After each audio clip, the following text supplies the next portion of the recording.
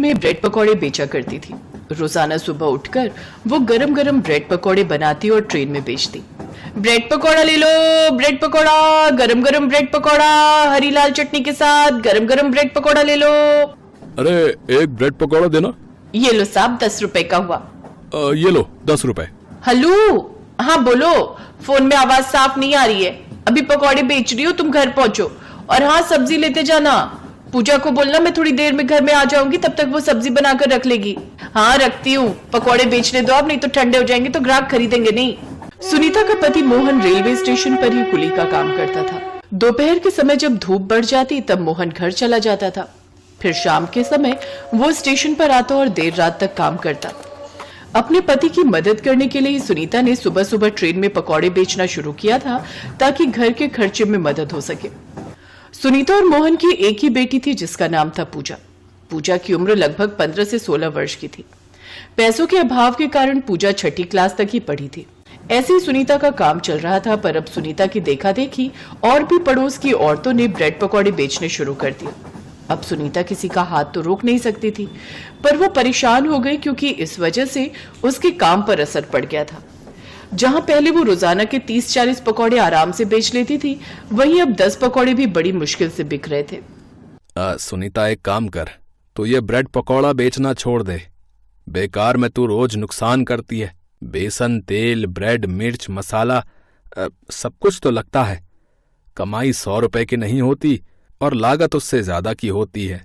हाँ, थोड़े दिन और देखती हूँ, अगर नहीं चला तो कुछ और सोच लूंगी। अभी जो बनाए हुए हैं वो तो बेच ही आऊं। माँ, आज मैं भी तुम्हारे साथ चलती हूँ। आज घर पर तो कोई काम है नहीं और तुम कह रही हो कि तुम्हारे सिर में भी दर्द है। तुम जाओगी तो मुझे तुम्हारी चिंता रहेगी। चलो मैं साथ चलती हूँ। लेती जा पूजा को, सही कह रही है।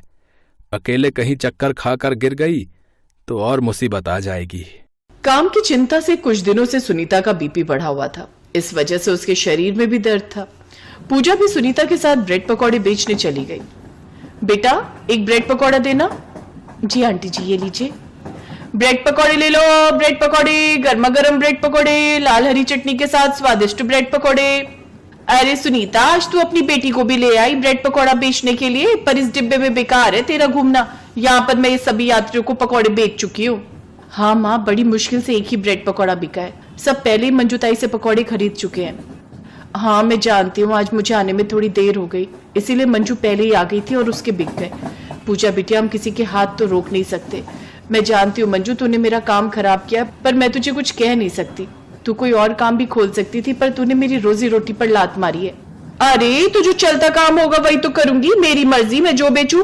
ट्रेन में मेरी अच्छी कमाई हो रही है तो तू जल क्यों रही है?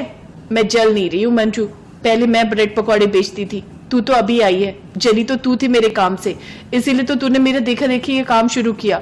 माँ, दूसरे डिब्बे में चलते, तुम्हारी तबीयत ठीक नहीं है। इनके साथ बहस में पड़ोगी तो और तबीयत खराब हो जाएगी।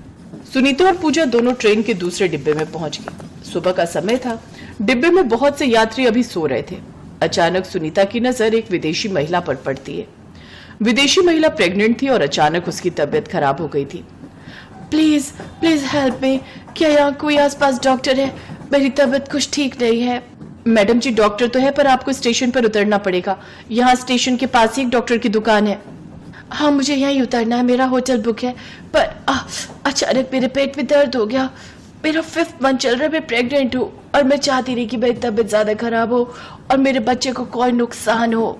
नहीं नहीं नहीं, सब ठीक हो जाएगा। कभी कभी माँ बनने के दौरान 9 महीनों के बीच इस तरह के दर्द हो जाते हैं। डॉक्टर दवाई देगी तो आप ठीक हो जाओगे। मैं आपकी मदद कर देती हूँ। सुनीता और पूजा ने मिलकर उस विदेशी महिला का सामान उठाया। विदेशी महिला को सहारा देते हुए स्टेशन के पास ही एक लेडी डॉक्टर का क्लिनिक था। सुनीता और पूजा उस विदेशी महिला को डॉक्टर के पास ले गए। देखिए मारिया जी, वैसे तो आपको ऐसे समय में ट्रेवल नहीं करना चाहिए था, पर आपने बताया कि आपको अर्जेंट आना था इंडिया। कोई बात नहीं, नेक्स्ट मंथ की वापसी है ना, मैं तब तक के लिए कुछ अच्छी दवाइयां लिख दूंगी जिससे आपकी तबीयत बिल्कुल ठीक हो जाएगी और आप आराम से ट्रेवल करके विदेश वापस लौट सकते हो। बस थोड़े दिन आराम करना होगा और पूरा ख्याल रखना है। डॉक्टर जिनसे मेरा ट्रीटमेंट चल रहा है, आपने उनकी सारी दवाइयां वगैरह देख ली है ना? हाँ, मैंने सारी दवाइयां देख ली और कुछ ऐड भी की हैं दवाइयां जो आपके पेट में दर्द में आराम देंगी। पौष्टिक खाना खाइए और कुछ दिन रेस्ट कीजिए। डॉक्टर को दिखाने के बाद सुनीता उस विदेशी महिला से बोली, मारिया मैडम, आप थोड़ी देर के लिए हमारे घर चलो, फिर जब आपको आराम मिल जाएगा तब आप होटल चले जाना। वहां आप अकेले रहोगे तो हमें भी आपकी चिंता होगी। ओह, थैंक यू सो मच। आप बहुत अच्छे हो सुनीता जी। ठीक है, मैं कुछ देर आपके घर पर रेस्ट कर लेती हूँ, फिर रात को होटल चली जाऊंगी। मारिया सुनीता और पूजा के साथ उनके घर आ जाती है। मारिया देखती है कि सुनीता बहुत गरीब है। उसका घर एक छोटा सा कमरा है और उसी में ही उसने एक रसोई बना रखी है। मारिया को एहसास होता है कि भले ही सुनीता गरीब है पर दिल से वो बहुत अमीर है। मारिया को पता चलता है कि सुनीता का ब्रेड पकौड़े का काम सही नहीं चल रहा। वो सुनीता को कुछ नया बेचने की सलाह देती है। मारिया जी, थोड़ी खिचड़ी और ले लो। बस सुनीता जी, आपने मेरा बहुत ख्याल रखा, थैंक यू सो मच। पेट में दर्द में बहुत आराम है। डॉक्टर ने जो दवाई दी उससे बहुत फर्क पड़ गया। वैसे आपने जैसे बताया कि ब्रेड पकौड़े का काम चल नहीं रहा, आप लोग कुछ और क्यों नहीं बनाते, जैसे कुछ डिफरेंट जो ट्रेन में ना बिकता हो। मैंने ट्रेन में सफ़र करते हुए देखा, ट्रेन में पिज़्ज़ा जैसा कोई आइटम नहीं दिखती। आप लोग ब्रेड पिज़्ज़ा क्यों नहीं ट्राई करते? बहुत टेस्टी भी होता है और बनाने में भी आसान। लोग ब्रेड पिज़्ज़ा खाना पसंद भी करेंगे। पर मारिया दीदी, हमें तो ब्रेड पिज़्ज़ा बनाना आता ही नहीं है। उसकी टेंशन मत लो, वो मैं बनाना सिखा दूंगी। आप लोगों ने मेरे लिए बहुत कुछ किया है, मैं भी तो आप लोगों के लिए कुछ करूं। मुझे अच्छा लगेगा अगर आपका ब्रेड पिज़्ज़ा का काम चल जाएगा तो कोशिश करके देखते हैं। मैं एक दो दिन आपके पास रुक जाती हूँ, फिर होटल चली जाऊंगी। तब तक आप पिज़्ज़ा बनाना सीख जाओगे। पूजा, मैं तुम्हें कुछ सामान बताती हूँ, मार्केट से ले आओ। मारिया ने 2 दिन तक सुनीता और पूजा को ब्रेड पिज़्ज़ा बनाना सिखाया, सामान भी लाने में मदद की। उन्होंने सीखा कि किस तरह से ब्रेड पर सॉस, सब्जियां और चीज डालकर तवे पर पकाना है। वो पिज्जा छोटे बच्चे बड़ों सभी को पसंद आने वाला था। मारिया ने कुछ पैसों की भी मदद की। बहुत साफ सफाई के साथ पिज्जा को कैसे पैक करके बेचना है, ये सारे काम मारिया ने सुनीता और पूजा को बताए ताकि ब्रेड पिज्जा देखने में आकर्षित लगे। तीसरे दिन मारिया अपने होटल जा चुकी थी, पर उसने जो ब्रेड पिज्जा बनाना सुनीता और पूजा को सिखाया था उस पर काम करते हुए सुनीता और पूजा ने पहली बार ट्रेन में ब्रेड पिज्जा बेचना शुरू किया। मंजू और बाकी औरतें भी हैरान थी कि सुनीता खाने की ये क्या नई आइटम ले आई है। फटाफट से सुनीता के ब्रेड पिज्जा बिक रहे थे। ब्रेड पिज्जा ले लो, गरम गरम ब्रेड पिज्जा, चीजी और टेस्टी टमाटो केचप के साथ। वाह माँ, तुमने तो बिल्कुल सही बोला। मारिया दीदी ने यही कहा था, सब हमारे ब्रेड पिज्जा बहुत पसंद कर रहे हैं। मारिया आंटी का आइडिया काम कर गया। हाँ, हमारी अच्छी बिक्री हुई है। लोग हैरान थे कि ट्रेन में पिज्जा भी मिलने लगा है। धीरे धीरे रोज के ऑर्डर बढ़ने लगे। कुछ समय बाद मारिया वापस जाने लगी, तब वो सुनीता और पूजा से बोली, पूजा, मैं चाहती हूँ कि तुम अपनी आगे की पढ़ाई फिर से शुरू करो। सुनीता, तुम और मोहन दोनों मिलकर ब्रेड पिज्जा का स्टॉल चलाना। कोई भी हेल्प चाहिए हो तो मुझे कांटेक्ट करना। सुनीता की आंखों में आंसू आ गए। वो और पूजा दोनों मारिया को दिल से धन्यवाद कहती हैं। कुछ दिनों बाद रेलवे प्लेटफॉर्म पर सुनीता और मोहन मिलकर ब्रेड पिज्जा का स्टॉल लगाने लगे और इधर पूजा ने दोबारा पढ़ाई शुरू कर दी।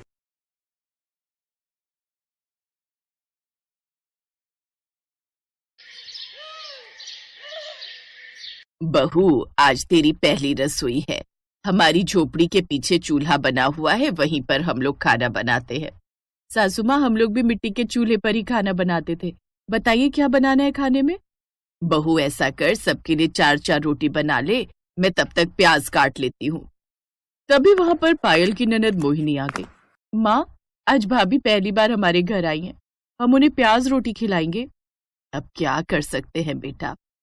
मोहन घर के बाहर से उनकी ये सब बातें सुन रहा था। उसकी आंखों से आंसू छलक रहे थे। खैर, पायल ने सबके लिए रोटियां बना दी और सभी लोग बैठकर खाना खाने लगे। सभी लोग खाना पीना खाकर सो गए। अगली सुबह मोहन जल्दी उठ गया। उसने अपना बोरा उठाया और बाहर कबाड़ बिनने निकल गया। आजकल लोगों ने कूड़ा कचड़ा तो सड़क पर फेंकना ही बंद कर दिया है। तभी मोहन को एक कूड़ादान दिखाई दिया।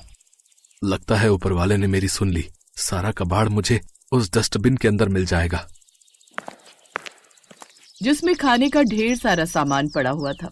अरे वाह, इसमें तो ढेर सारे पराठे, मटर पनीर और चावल भी हैं। ये खाना भले ही जूठा हो, लेकिन खाने में तो सही ही है। अभी खराब भी नहीं हुआ है। मोहन ने सारा खाना बटोर कर अपने पास रख लिया और फिर से अपने काम पर लग गया। धीरे धीरे शाम होने लगी। शाम को पायल की ननद ने उससे कहा, भाभी, आज रविवार का दिन है और हमारे गांव में रविवार को बाजार लगती है। चलिए मैं आपको घुमा लाती हूँ। हाँ मोहिनी, मैं भी तुमसे यही कहने वाली थी। पायल और मोहिनी बाजार घूमने निकल गए। उनके पास पैसे तो थे नहीं कि वो शॉपिंग कर पाए। बाजार की रौनक देखकर ही वो अपना दिल बहला रही थी। तभी अचानक मोहिनी एक मोमोज के ठेले को बहुत ही ध्यान से देखने लगी। क्या हुआ मोहिनी, तुमको मोमोज खाना पसंद है क्या? भाभी, आज तक हमने कभी भी मोमोज नहीं खाए, बस देखकर ही मन बहला लेते हैं। चलो ठेले के पास चलते हैं, मोमोज की महक ही ले लेंगे। हाँ हाँ भाभी, ये आपने बिल्कुल सही कहा। दोनों ननद भाभी मोमोज के ठेले के पास जाकर खड़े हो गए। ये दोनों बस खड़ी थी, तभी ठेले वाले ने कहा, हाँ बहन जी, कितने प्लेट मोमोज लगा दूं? अरे नहीं नहीं भाई साहब, हम तो बस देख रहे थे कि मोमोज बनते कैसे हैं। हमारे पास मोमोज खरीदने के लिए पैसे नहीं है। शाम हुई नहीं कि तुम जैसे भिखारी तुरंत भीख मांगने आ जाते हो। चलो निकलो यहाँ से, यहाँ कुछ नहीं मिलेगा फ्री में। चाचा पागल हो गए हो क्या? हमने आपसे कब भीख मांगी? मोहिनी चलो यहाँ से, इनसे बहस मत करो। हमारे पास पैसे नहीं और फालतू में यहाँ खड़े हैं तो उन्हें ऐसा ही लगा होगा कि हम भिखारी हैं। पायल और मोहिनी उसी वक्त मार्केट से अपने घर की तरफ पैदल ही चल पड़ी। मोहिनी, मैंने मोमोज बनाने का तरीका उस ठेले वाले का देख लिया था। अगर मुझे मोमोज बनाने का सामान मिल जाए तो मैं उससे भी स्वादिष्ट मोमोज बना सकती हूँ। क्या बात है भाभी, आप तो बड़े तेज हो। खैर, पायल खाना बनाने ही वाली थी कि तभी राकेश कूड़ेदान से उठाया हुआ खाना लेकर घर पहुंच गया। रुक जाओ पायल, आज खाना बनाने की कोई जरूरत नहीं है। देखो मैं कितना अच्छा स्वादिष्ट खाना लेकर आया हूँ तुम सबके लिए। अरे बेटा, इतना अच्छा खाना तुझे कहाँ से मिल गया? आज मार्केट में एक शादी पार्टी हो रही थी, मैं वहीं पर कबाड़ उठाने गया था, तो लोगों ने मुझे खाना पैक करके दे दिया। क्या बात है भैया, कितने सालों बाद हम इतना अच्छा खाना खाने वाले हैं। थोड़ी देर में सभी लोग एक साथ बैठकर कचरे का उठाया हुआ खाना खाने लगे, लेकिन इस बारे में मोहन के अलावा किसी को नहीं पता था। उन्हें खुशी खुशी खाना खाता देख मोहन खुश भी हो रहा था और उसके अंदर एक दर्द भी था। कितना बदनसीब हूं मैं, अपने घर वालों को कचरे का उठाया हुआ खाना खिला रहा हूं, लेकिन कोई बात नहीं, खाना खराब तो है नहीं। इसी बहाने इनके चेहरों पर थोड़ी सी खुशी तो आई। लेकिन आधी रात में ही सभी का पेट खराब होने लगा। सभी लोग बार बार लोटा लेकर खेतों में शौच के लिए जाने लगे। मोहन भी कई बार शौच करने गया, तभी उसकी सास ने कहा, मोहन बेटा, ये कैसा खाना लेकर आया था तू? हम सबका पेट खराब हो गया। इससे पहले कि मोहन उनकी बात का कोई जवाब दे पाता, पायल बीच में बोल पड़ी, सासू माँ, इसमें मोहन जी की कोई गलती नहीं है। इतना अच्छा खाना हमने कई सालों से खाया नहीं था, तो शायद इसीलिए हम पचा नहीं पाए। ये बात सुनकर मोहन को थोड़ा रिलैक्स महसूस हुआ। तभी उसकी सास ने कहा, हमारे पास डॉक्टर से दवा लेने के लिए पैसे तो है नहीं। ऐसा करो, गर्म पानी में थोड़ी सी लौंग, थोड़ा सा काला नमक डालकर पी लो सब लोग, पेट सही हो जाएगा। ये दादी माँ का नुस्खा है। सभी लोगों ने वैसा ही किया और सुबह तक सबका पेट ठीक भी हो गया। मोहन काम पर जाने वाला था कि तभी उसकी बहन मोहिनी ने उसे रोक लिया। भैया, हम सबको ना मोमोज खाने का बहुत मन कर रहा है। भाभी का भी बहुत मन है मोमोज खाने का। उन्हें मोमोज बनाना आता भी है। शाम को जब आप आना तो मोमोज बनाने का सामान लेते आना। बहन, मोमोज बनाने का सामान बहुत महंगा मिलता है। प्याज, आलू, हरी मिर्च, लहसुन, ये सब तो हम अपने घर के बाहर खुद ही उगा लेते हैं। जो पैसे मैं कमाता हूँ उससे घर चलना ही मुश्किल है, फिर भी मैं कोशिश करूंगा। कोशिश नहीं, लेकर आना भैया। एक बहन होकर मैं आपसे जिद भी नहीं कर सकती क्या? मोहन उसी वक्त अपने आंसुओं को छुपाते हुए काम पर निकल गया और सड़कों पर कूड़ा बिनने लगा। घूमते घूमते वो बहुत दूर निकल गया, फिर भी उसे कोई कबाड़ नहीं मिला। कितना बदनसीब भाई हूं मैं, अपनी बहन की एक छोटी सी ख्वाहिश भी पूरी न कर सका। घर पहुंचते ही मोहिनी ने उससे कहा, भैया, भाई अपनी बहन के लिए ना जाने क्या क्या कर देता है और आप एक छोटा सा काम नहीं कर पाए। मोहन की पत्नी पायल थोड़ी समझदार थी। वो अपने पति के दर्द को थोड़ा थोड़ा महसूस भी कर सकती थी, इसलिए मोहन के बोलने से पहले ही उसने कहा, पायल, हर भाई चाहता है कि वो अपनी बहन की हर ख्वाहिश पूरी करे। अपने भाई से इस तरह जिद नहीं करते। लेकिन भाभी, मैं तो सिर्फ मोमोज खाना चाहती हूँ। कौन सा राजमहल मांग लिया मैंने? तुम मोमोज खाना चाहती हो ना? आज रात मैं तुम सबके लिए मोमोज ही बनाऊंगी। लेकिन बहू, हमारे पास तो मोमोज बनाने का सामान ही नहीं है। सासू माँ, हमारे पास आटा है, नमक है, तेल है, आग जलाने के लिए लकड़ियां है, खाना बनाने के लिए मिट्टी का चूल्हा भी है। हमने अपने घर के बाहर हरी मिर्च, आलू, प्याज, लहसुन ये सब उगाई रखा है। ये सब मिलाकर मैं इतने अच्छे मोमोज बनाऊंगी ना कि आप लोग उंगलियां चाटते रह जाएंगे। क्या बात है भाभी, मुझे आप पर पूरा भरोसा है कि आप सबसे अनोखे मोमोज जरूर बना लोगी। उसी वक्त मोहिनी और पायल घर के बाहर गई। सारी सब्जियां लेकर अपने रसोई घर में आ गई। मोहिनी, तुम जल्दी से आटा गूंथ लो, तब तक मैं मोमोज के लिए सब्जी तैयार करती हूँ। मोहिनी आटा गूंथने लगी और पायल सारी सब्जियां फ्राई करने के बाद उसकी महक बहुत अच्छी लगने लगी। भाभी, सब्जी की महक तो कमाल की आ रही है। तो इस तरह उन्होंने ढेर सारे फ्राइड मोमोज बना लिए जो सिर्फ आटा और घरेलू हरी सब्जियों से बने थे। भाभी, आपने तो चमत्कार कर दिया। मोहिनी और पायल ने मिलकर सभी के लिए मोमोज परोस दिए। उसकी सास और मोहन सब साथ बैठकर मोमोज खाने लगे। मोमोज आज मैंने अपनी जिंदगी में पहली बार खाया है, लेकिन फिर भी मैं शर्त लगाकर कह सकती हूँ कि इतना स्वादिष्ट मोमोज बड़े से बड़े होटल में भी नहीं मिलेगा। हाँ पायल, तुम दोनों ने तो कमाल कर दिया। अगर इसका स्वाद इतना ही अच्छा है तो क्यों ना हम घर के बाहर सब्जी वाले देसी मोमोज बेचे। अगले दिन से पायल और मोहिनी घर के अंदर देसी मोमोज बनाने लगी। लोगों को उन मोमोज का स्वाद सबसे